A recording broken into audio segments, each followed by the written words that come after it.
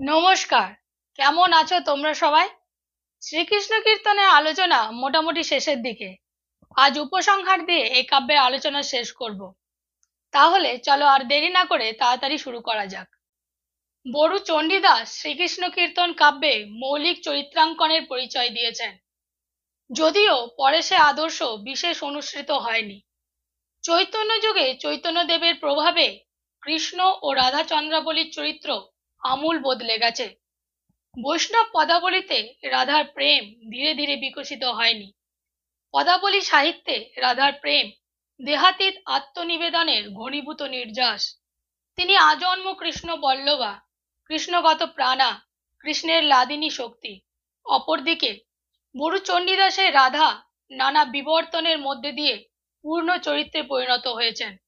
সুতরাং তার চরিত্রে পরিবর্তনগত বিকাশ ধারা লক্ষ্য করা যায়। কিন্তু বৈষ্ণব পদাবলীতে রাধা বিকাশশীল কোনো চরিত্র নন, একটি ভাবের প্রতীক। শ্রীকৃষ্ণ কীর্তন কাব্যে গ্রামীণ জীবনের স্থূল পরিবেশে হয়তো কোনো কোনো চরিত্র কিছু পরিমাণ স্থূল ধরনের হয়ে পড়েছে।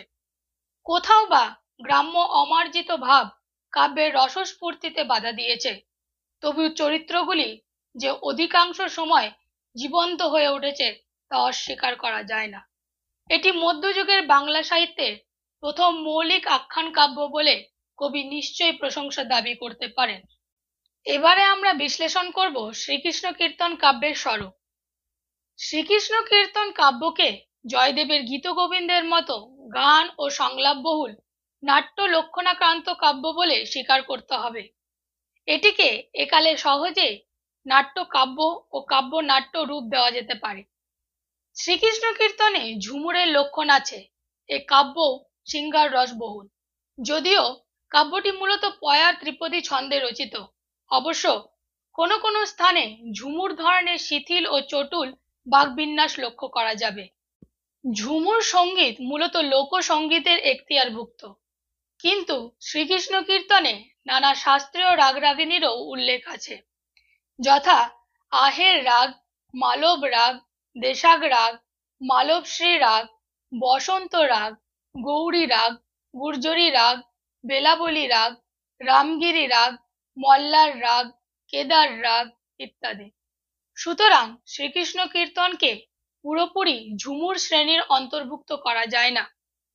শ্রীকৃষ্ণ কীর্তন মূলত আখ্যান কাব্য, কিন্তু নানা স্থানে নাট্য ও গীতিকাব্যের স্পর্শ আছে। গীতগোবিন্দে নাট্য লক্ষণ থাকলেও তাকে নাটক না বলে খণ্ডকাব্য বলতে হবে। সেই দৃষ্টান্তে বলা যেতে পারে শ্রীকৃষ্ণ কীর্তনও খণ্ডকাব্য, এখন যাকে বলে আখ্যান কাব্য। যদিও গীতগোবিন্দের মতো এই কাব্যেও নাট্য রস ও গীতিকবিতার প্রভাব আছে। শ্রীকৃষ্ণ কীর্তন কাব্যের আলোচনা এখানেই শেষ। পুরো বিশ্লেষণটি তোমাদের কেমন লাগলো কমেন্টে নিশ্চয়ই জানিও। আজকের ভিডিওটি একদম ছোট হয়েছে। পরের ভিডিওগুলিতে আমি আলোচনা করব বিদ্যাপতি নিয়ে। যদি ভিডিওটি ভালো লাগে তাহলে লাইক এবং শেয়ার করো, আর চ্যানেলটি সাবস্ক্রাইব করতে ভুলো না। সাবস্ক্রাইব করা থাকলে ভিডিও দেওয়ার সাথে সাথে তোমরা নোটিফিকেশন পেয়ে যাবে। আজকের মতো এখানেই শেষ। দেখা হচ্ছে পরের ভিডিওতে। নমস্কার।